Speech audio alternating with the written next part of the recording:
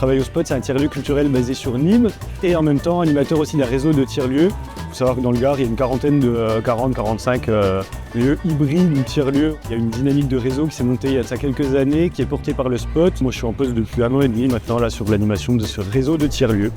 Qu'est-ce qui se passe quand je croque dans un four?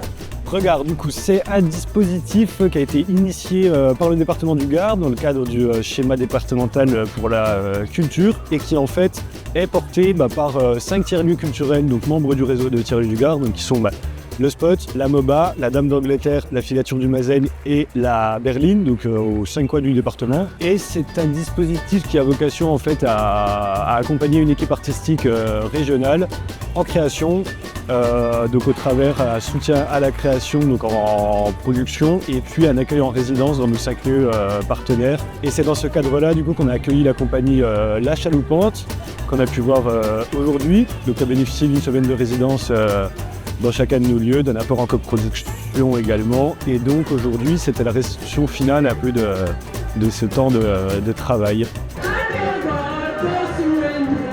tout le monde s'entraîne en yaourt. J'ai créé La Chaloupante en 2024 pour la création de ce spectacle, qui est notre premier spectacle en fait de la compagnie.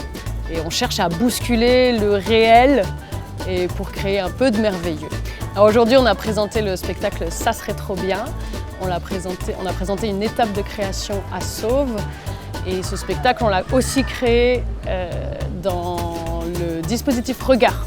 On a passé 5 semaines dans 5 tiers-lieux du Gard. Il y avait un budget aussi qui nous a permis de faire nos salaires tout simplement et puis d'acheter un petit peu de matériel. Donc sans ça, on ne peut pas créer de spectacle.